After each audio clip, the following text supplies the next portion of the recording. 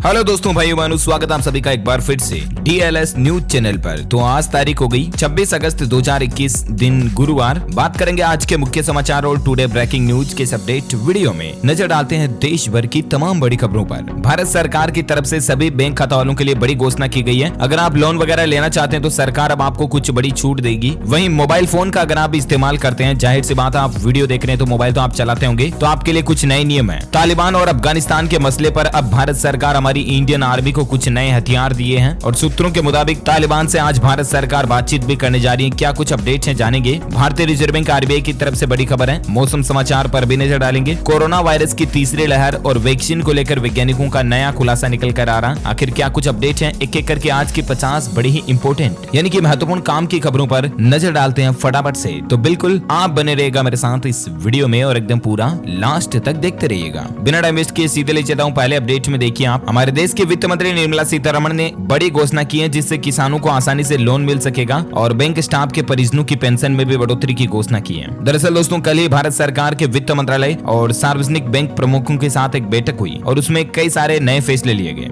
एक तो bank staff की पेंशन में बढ़ोतरी को लेकर फैसला लिया और एक फैसला देखिए FM यानी कि फाइनेंस मिनिस्टर निर्मला सीतारमण का बड़ा ऐलान है। देश के हर जिले में कर्ज देने के लिए अक्टूबर 2021 में एक विशेष अभियान भी चलाएगा। यानी कि दोस्तों, कई बार ऐसा होता है कि हम बैंक से लोन वगैरह लेना चाहते हैं लेकिन बैंक वाले कई सारे डॉक्यूमेंट फॉर्मेलिटीज मंगवाते हैं, उसके बावजूद भी लोन सैंक्शन नहीं हो पाता है, राइट। तो ऐसे में जिन लोगों को लोन लेने में समस्या आ रही है तो उनके लिए अक्टूबर 2021 में एक विशेष अभियान चलाया जाएगा जिसमें आपको सस्ती दर पर सरकार की तरफ से लोन मुहैया कराया जाएगा। फिर चाहे आप अपने काम धंधे बिजनेस वगैरह के लिए ले रहे हो या घर वगैरह बनाने के लिए लोन ले रहे हो, है ना। तो ये सरकार की एक नई प्लानिंग है। वहीं वित्त मंत्री निर्मला जी की तरफ से ऐसे 4.0 को भी लॉन्च किया गया और इससे रिटेल ग्राहकों को फायदा होगा। कार लोन से लेकर ई-कॉमर्स शॉपिंग में भी आपको कई तरह के ऑफर्स मिलेंगे इस नई सरकार की प्लानिंग के तहत। ऐसे 4.0 का मतलब होता है दोस्तों enhanced access and service excellence, यानी कि किसी भी तरह की सुविधाओं में सर्विस में आपको बेहतरीन फीचर मिलेंगे, क्रेडिट कार्ड ऑफर वगैरह वगैरह, है ना। साथ ही बड़ी खबर देख सकते हैं, बैंकर्स की फैमिली पेंशन को लेकर सरकार ने बड़ा फैसला ले लिया है। 9,300 की जगह 35,000 रुपए तक उनको पेंशन मिल पाएगी। अच्छा, रिटायरमेंट पर भी अब उनको ज्यादा पैसे मिलेंगे क्योंकि सरकार 40% तक अब ज्यादा रकम जमा करेगी। NPS सिस्टम को भी बैंकर्स के लिए बदल दिया, तो ये बैंक स्टाफ के लिए बड़ा फैसला है, ठीक है ना।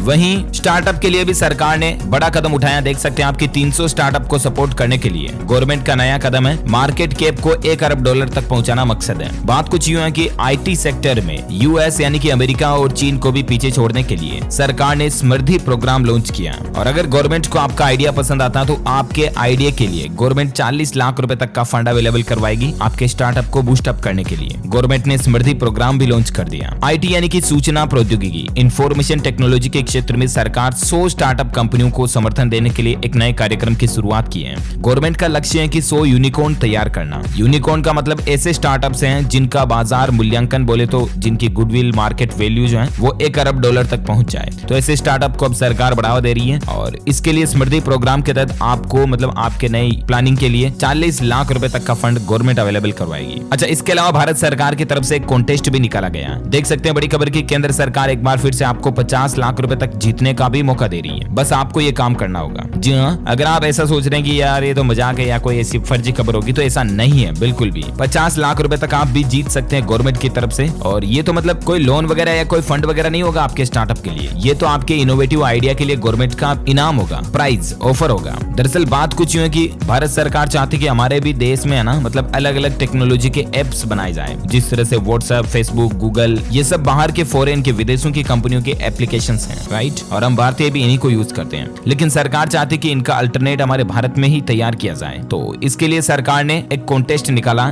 या यूं कह सकते हैं कि प्रतियोगिता शुरू की है जिसका नाम भी रखा गया Amrit Mahotsav app innovation challenge 2021 के नाम से गवर्नमेंट ने प्रतियोगिता शुरू की है। और इसमें 16 तरह की कैटेगरी और हर कैटेगरी में 50 लाख रुपए का इनाम है, यानी कि 8 करोड़ रुपए का प्राइस टोटल इसमें सरकार ने निकाला है। देख सकते हैं digital India official Twitter handle page पर इसको लेकर ट्वीट भी किया गया है। App innovation challenge 8 crore prize money. अच्छा, इसमें 16 कैटेगरी कौन कौन सी, जिसमें आपको एक ऐप डेवलप करना है। अगर आप भी वेब डेवलपमेंट के इंटरेस्टेड हैं तो हेल्थ हो गया, education, social media, technology, skills, news, games, entertainment, office, fitness, business, retail, navigation वगैरह, इसमें से किसी भी कैटेगरी का एप्स अगर आप डेवलप कर सकते हैं, करना चाहते हैं या किसी कंपनी के थ्रू अगर आप करवा सकते हैं तो 50 लाख रुपए तक का प्राइज आपको गवर्नमेंट जीतने का मौका दे रही है। ओके, अच्छा अगली बड़ी खबर में बढ़ते हैं। देखिए आप, मोबाइल यूजर्स के लिए 7 दिन में बदल जाएंगे 5 नियम, आप पर इनका क्या असर पड़ेगा। तो दरअसल आपको बता दूं, मोबाइल चलाने वालों के लिए 1 सितंबर से 5 बड़े अपडेट या बदलाव लागू होने जा रहे हैं। बात कुछ यूं है कि एक तो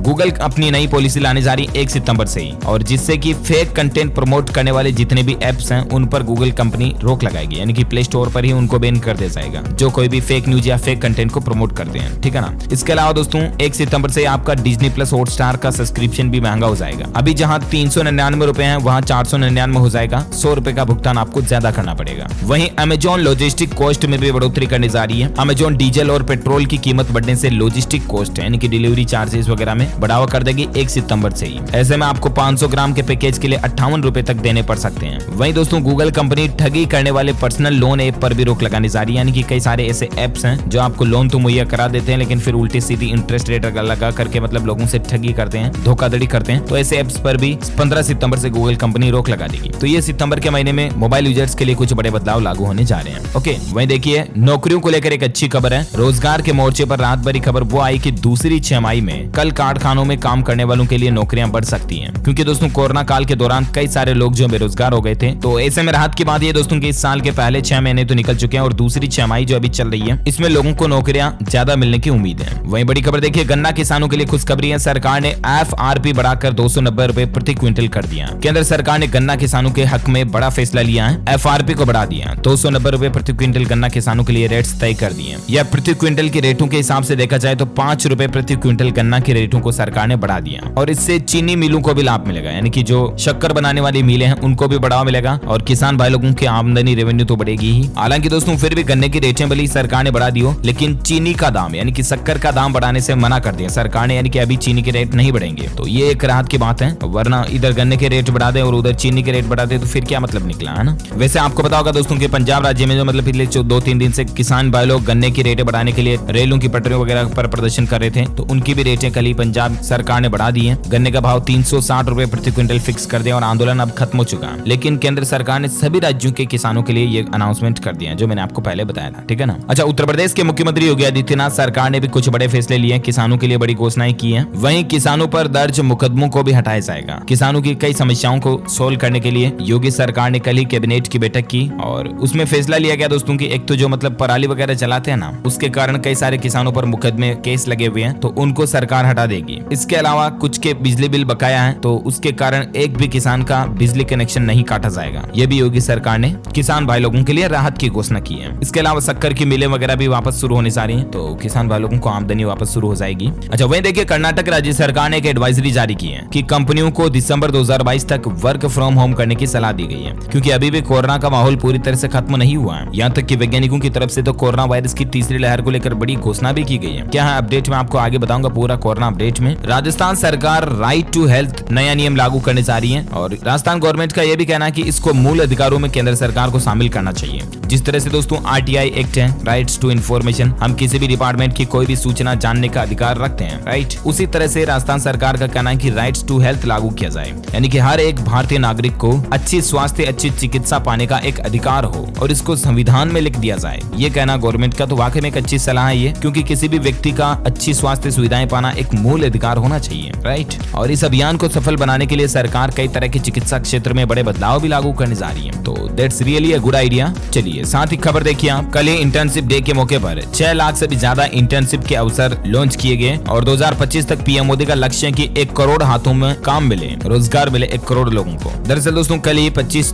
अगस्त को AICTE यानी कि all India council of technical education की तरफ से इंटर्नशिप डे मनाने का प्लान बनाया गया और इसका मकसद यही है कि ज्यादा से ज्यादा हमारे देश के युवाओं को किस तरह से रोजगार मिले, काम मिले और अलग अलग फील्ड में उनको अच्छी जॉब मिले। तो अखिल भारतीय तकनीकी शिक्षा परिषद की तरफ से मतलब IT के क्षेत्र को बढ़ावा देने के लिए प्लानिंग बनाई है और सरकार का मकसद है कि 2025 तक 1 करोड़ लोगों के हाथों में काम होना चाहिए, उनका खुद का रोजगार होना चाहिए। अच्छा, वहीं यूपी सरकार का एक बड़ा फैसला देखिए, अब मदरसों और संस्कृत पाठशालाओं में भी होगी स्पोर्ट्स की पढ़ाई। दरअसल दोस्तों हाल ही में मतलब इस साल आपको पता होगा भारत ने ओलंपिक खेलों में बेहतरीन प्रदर्शन किया, राइट। और उसके बाद अलग अलग राज्य सरकारें अपने अपने राज्य में अपने युवाओं को खेलों में प्रोत्साहन देने की प्लानिंग बना रही है और इसी के मकसद से यूपी सरकार भी अब मदरसों और संस्कृत पाठशालाओं में भी स्पोर्ट्स यानी कि खेलों का पीरियड पीरियड भी शुरू करेगी, खेल का एक अलग से चैप्टर और स्टडी रहेगी, है ना। वहीं देखिए सरकार ने एक बड़ा फैसला लिया, 15,000 करोड़ रुपए के FDI प्रस्ताव को भी मंजूरी दे दी है, यानी कि फॉरेन डायरेक्ट इन्वेस्टमेंट, यानी कि प्रत्यक्ष विदेशी निवेश। 15,000 करोड़ का विदेशी निवेश भारत में कराने की एक प्लानिंग बनाई है गवर्नमेंट ने, और इस प्रस्ताव को मंजूरी भी मिल चुकी है, यानी कि बाहर की कंपनियां आकर के अब हमारे भारत में इन्वेस्टमेंट करेगी, तो जाहिर सी बात है इससे लोगों को रोजगार मिलेगा, भारत का विकास होगा, है ना। और साथ ही खबर देखिए आप मौसम समाचार को लेकर अपडेट जान लेते हैं। IMD का अनुमान है कि देश के इन हिस्सों में अगले 3-4 दिनों में भारी बारिश की संभावना है। देखिए मौसम विभाग का कहना है कि अगले 4 दिनों में उत्तर प्रदेश समेत इन राज्यों में बारिश की चेतावनी है। तो किन किन राज्यों में 4-5 दिन भारी बारिश हो सकती है, तो आपको बता दूं भारत के उत्तर, मध्य और पश्चिमी हिस्सों में अगले 4 दिनों के दौरान हल्की बारिश होने का अनुमान है। मौसम विभाग का कहना है कि देख यूपी के लिए भी अलर्ट जारी है। इसके अलावा उत्तराखंड में भी बारिश का तांडव चल रहा है। अभी राजधानी देहरादून में सड़कें जलमग्न हो गई और अगले 3 दिनों के लिए अभी भी उत्तराखंड में भी अलर्ट जारी किया गया है भारी बारिश का। देहरादून में देखिए तेज बहाव में 2 लोग फंस गए, पुलिस ने उनको रेस्क्यू किया, लेकिन दोस्तों अभी मतलब नदी वगैरह में कभी भी पानी छोड़ सकते हैं, बांध वगैरह से, तो आप अभी इस बारिश के मौसम में रिस्क ना लें और नदियों में नहाने वगैरह ना जाएं, है ना। वैसे संपूर्ण भारत का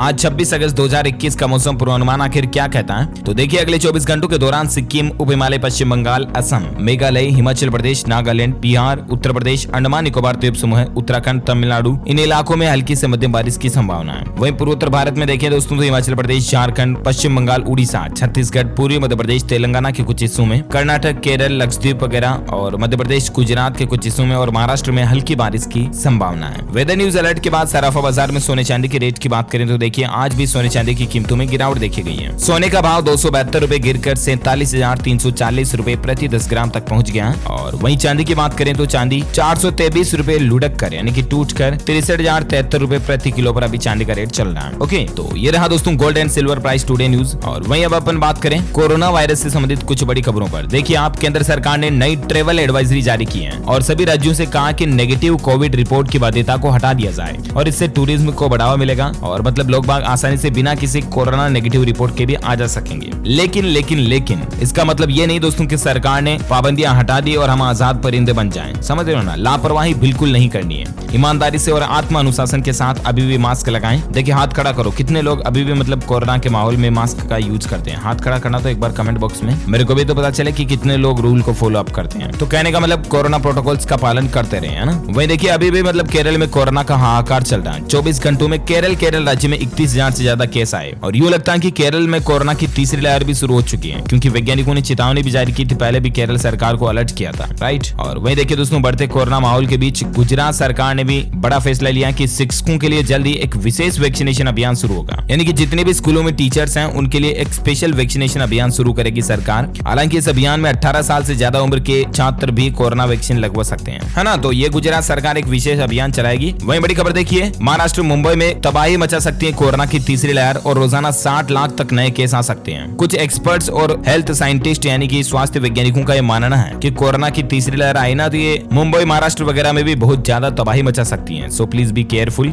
हालांकि बच्चों के लिए खुशखबरी देखिए आपके 12 साल से ऊपर के बच्चों को अक्टूबर के पहले सप्ताह में ही वैक्सीन लगवाना शुरू कर दिया जाएगा, यानी कि बच्चों के लिए कोरोना की वैक्सीन जो है ना वो अक्टूबर के पहले सप्ताह तक अवेलेबल हो जाएगी। अच्छा वहीं देखिए गुजरात सरकार ने एक अहम फैसला लिया है कि गुजरात राज्य में जो पाकिस्तान के हिंदू शरणार्थी रह रहे हैं ना उनको भी कोरोना वैक्सीन लग सकेगी। तो ये वाकई में गुजरात सरकार का एक अच्छा फैसला है। साथ ही अपडेट देखिए गुजरात में 2 सितंबर से कक्षा 6 से तक 8वीं तक के स्कूल जो है खुल जाएंगे। हालांकि कोरोना प्रोटोकॉल्स का पालन करना जरूरी होगा। अच्छा स्कूल खोलने को लेकर खबर ये भी है कि हरियाणा राज्य में 1 सितंबर से कक्षा 4 और 5 के लिए स्कूल खुल जाएंगे। हरियाणा के शिक्षा मंत्री बोले कि सख्ती से कोरोना के दिशा निर्देशों का यानी कि कोविड गाइडलाइंस का यहाँ पर भी पालन करना जरूरी होगा। ओके, और भारत में पिछले 24 घंटों में कोरोना के आंकड़ों की बात करें तो जरा सावधान हो जाइए क्योंकि आंकड़े बढ़ना वापस शुरू हो चुके हैं। केरल में जैसा कि मैंने आपको बताया था 30,000 से ज्यादा मामले आए और पूरे भारत में 24 घंटों में 46,265 नए मामले देखे गए, जबकि 605 लोगों की मौत हुई। एक्टिव केस की संख्या अभी भी 3,27,000 चल रही है। 3,27,000 मतलब समझ गए ना। लेकिन चौंका देने वाली बात यह दोस्तों की कोरोना की जो दूसरी लहर भी अभी खत्म नहीं हुई, इसमें वापस आंकड़े बढ़ जाना मतलब कहीं ना कहीं कोरोना की तीसरी लहर की आहट हो सकती है, ये समझ रहे हो ना। तो सावधान रहिएगा।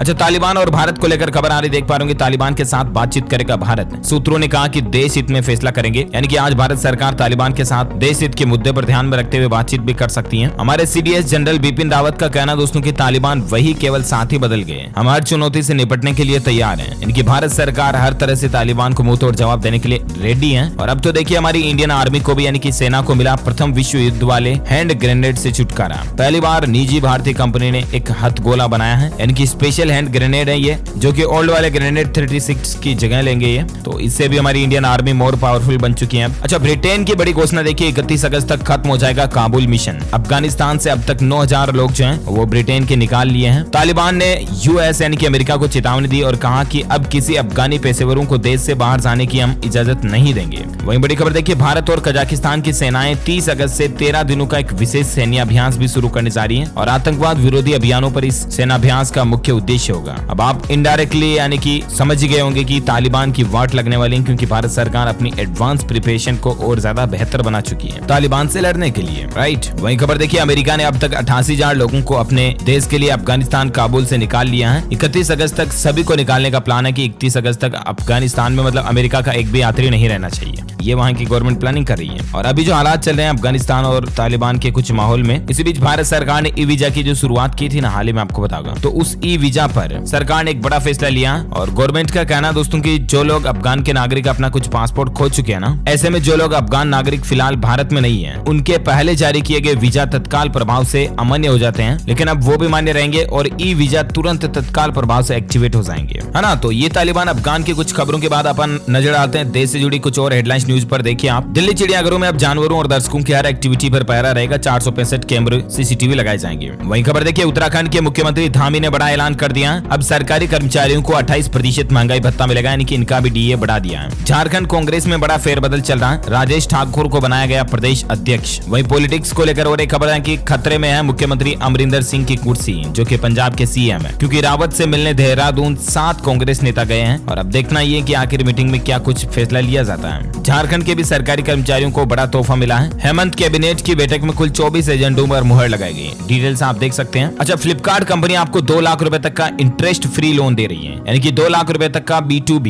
Business to business market place के लिए फ्लिपकार्ट कंपनी ने लोन की सुविधा निकाली है। और सबसे अच्छी बात पता है क्या, आपका ब्याज भी नहीं लगेगा इस लोन पर, है ना। तो फ्लिपकार्ट कंपनी की तरफ से आप ये फायदा उठा सकते हैं। वहीं बड़ी खबर देखिए, व्हाट्सएप यूजर्स को मिलेगा ट्विटर जैसा कमाल का फीचर, मैसेज का रिप्लाई देना अब और भी ज्यादा मजेदार हो जाएगा। यानी कि नया फीचर आने के बाद दोस्तों यूजर्स किसी चैट पर एक थ्रेड की तरह रिप्लाई दे सकेंगे। साथ ही रिप्लाई देने के लिए आप स्टिकर, GIFs, इमोजी वगैरह का इस्तेमाल भी कर पाएंगे। इस नए फीचर की टेस्टिंग अभी भी जारी है। वॉइस और वीडियो कॉलिंग फीचर में भी कुछ बदलाव होने जा रहे हैं। अच्छा, वहीं देखिए, RBI यानी कि भारतीय रिजर्व बैंक ने एडवांस पेमेंट सिस्टम लॉन्च कर दिया। मोबाइल ही नहीं बल्कि लैपटॉप, डेस्कटॉप से भी होगा बिना कार्ड नंबर के ट्रांजेक्शन। और RBI ने इसका नाम रखा दोस्तों टोकनाइजेशन स्कीम, यानी कि टोकन पर आधारित स्कीम। कहने का मतलब ये है दोस्तों कि आपको कहीं ऑनलाइन शॉपिंग करनी, खरीदारी करनी है ना, तो आप अपने डेबिट कार्ड के जरिए कर सकते हैं, राइट। लेकिन सरकार जो ये टोकनाइजेशन सिस्टम लागू करने जा रही है ना, इसके तहत आपको कहीं पर भी ऑनलाइन डेबिट कार्ड की डिटेल डालने की जरूरत नहीं पड़ेगी, बल्कि आप अपने डेबिट कार्ड के जरिए मतलब एक वाउचर खरीद पाएंगे टेम्परेरी, जो कि टेम्प समय के लिए रहेगा और उसमें आप उस वाउचर के जरिए ऑनलाइन शॉपिंग वगैरह कर पाएंगे। इससे होगा ये कि आपकी कार्ड की ओरिजिनल डिटेल कहीं लीक नहीं होगी, है ना। तो धोखाधड़ी के, बैंकिंग फ्रॉड के चांसेस थोड़े कम रहेंगे। अच्छा, जैसा कि मैंने आपको बताया था अपडेट की, सरकार आज ई श्रम पोर्टल लॉन्च करने जा रही है। इसका मेन मकसद ये है दोस्तों की हमारे देश के जितने भी कामगार, श्रमिक, मजदूर हैं, उनको पूरा सरकारी योजनाओं का फायदा वगैरह मिलता रहे। अच्छा, इसके लिए सरकार ने एक प्लानिंग ये भी रखी दोस्तों कि हमारे देश के जो 38 करोड़ से भी ज्यादा कामगार, मजदूर, श्रमिक हैं, उनको गवर्नमेंट एक 12 नंबरों का यूनिक नंबर देगी और जिससे कामगार, मजदूर जो है ना, वो भी पेंशन, बीमा, इस तरह की योजनाओं का लाभ उठा सकेंगे। ये 12 अंकों का जो यूनिवर्सल अकाउंट नंबर होता है ना, वो अलग ही होगा। मतलब जिस तरह से हर एक व्यक्ति के आधार कार्ड के 12 नंबर यूनिक होते हैं ना, ठीक वैसे ही आपका एक जॉब कार्ड बन जाएगा एज है, और उस पर आपको ये डिटेल्स देखने को मिल जाएगी। वह देखिए, अब इंस्टीट्यूट इंडियन चार्टर्ड अकाउंटेंट्स को रूस में भी मौका मिलेगा, क्योंकि रशियन इंस्टीट्यूट IPAR के साथ MOU करार किया है ICAI ने। तो इससे विदेश में रहकर भी कोई स्टूडेंट्स CA वगैरह की पढ़ाई करना चाहते हैं तो कर पाएंगे, है ना। अब 6 सितंबर तक करें किशोर वैज्ञानिक प्रोत्साहन योजना फेलोशिप के लिए आवेदन। 5 से 7 हजार की हर महीने सहायता मिलेगी। जी हाँ, दरअसल भारत सरकार के विज्ञान एवं प्रौद्योगिकी विभाग द्वारा संचालित किशोर वैज्ञानिक प्रोत्साहन योजना के वर्ष 2021 के लिए आवेदन की आखिरी तारीख को बढ़ा दिया, जो कि कल ही समाप्त होने वाली थी, लेकिन इसको बढ़ाकर 6 सितंबर कर दिया, ठीक है ना। तो ऐसे में अगर आप भी छात्रवृत्ति के लिए ऑनलाइन अप्लाई करना चाहते हैं तो इसके लिए ऑफिशियल पोर्टल है kvpy.iisc.ernet.in। इस लिंक को विजिट करके आप ऑनलाइन अप्लाई वगैरह भी कर सकते हैं। ओके, साथ ही खबर देखिए, अब स्टॉक ब्रोकर नहीं बेच पाएंगे डिजिटल गोल्ड, क्योंकि NSE ने यानी कि नेशनल स्टॉक एक्सचेंज ने रोक लगा दी है। ये शेयर मार्केट को लेकर बड़ा अपडेट है। वह देखिए, वित्त मंत्री निर्मला सीतारमण का कहना कि एक्सपोर्ट से जुड़ी इंडस्ट्री पर बैंक ज्यादा फोकस करें। सिडबी और Exim bank common infrastructure platform तैयार करें। तो ये कुछ वित्त मंत्री की प्लानिंग चल रही है जो मैंने आपको अपडेट बताया भी था शुरुआत में। खेल समाचार को लेकर खबर देखिए, इंडिया वर्सेस इंग्लैंड की थर्ड टेस्ट सीरीज में लीड्स में इंग्लैंड का पहला मैच बन गया क्योंकि भारत तो 42 रन की बढ़त के बाद हार ही चुका था। ओके तो दोस्तों, खेल समाचार के साथ ही आज दिन भर की तमाम बड़ी खबरें, मुख्य समाचार, टुडे ब्रेकिंग न्यूज का अपडेट वीडियो यहीं फिनिश होता है। और हाँ, आप हमारी DLS न्यूज टीम की तरफ से जीत सकते हैं एक शानदार सरप्राइज गिफ्ट। इसके लिए आपको लिखना इस सवाल का जवाब इस वीडियो के नीचे कमेंट बॉक्स में कि दोस्तों जनसंख्या की दृष्टि से भारत का दुनिया में कौन सा स्थान है। कमेंट करके बताइए। जो लोग इसका सही जवाब इस वीडियो के नीचे कमेंट में देंगे ना, वो रैंडमली सेलेक्ट होने पर जीत सकते हैं हमारी DLS न्यूज टीम की तरफ से एक शानदार सैमसंग कंपनी का मोबाइल फोन आपको जीतने का मौका मिलेगा। ओके, इसी के साथ ही अगर आपको वीडियो अच्छा लगा तो इसे लाइक करिए, लाइक करके शेयर भी करना अपने दोस्तों के साथ फेसबुक और व्हाट्सएप पर। और हाँ, अगर आप हमारे चैनल DLS न्यूज पर पहली बार आए हैं तो चैनल को भी सब्सक्राइब करके बेल आइकन जरूर दबा देना ताकि आपको रोजाना की ताजा अपडेट्स और काम की खबरें तुरंत आपके मोबाइल पर मिलते रहेंगे। Thank you, take care, good bye, जय हिंद, जय भारत, वंदे मातरम।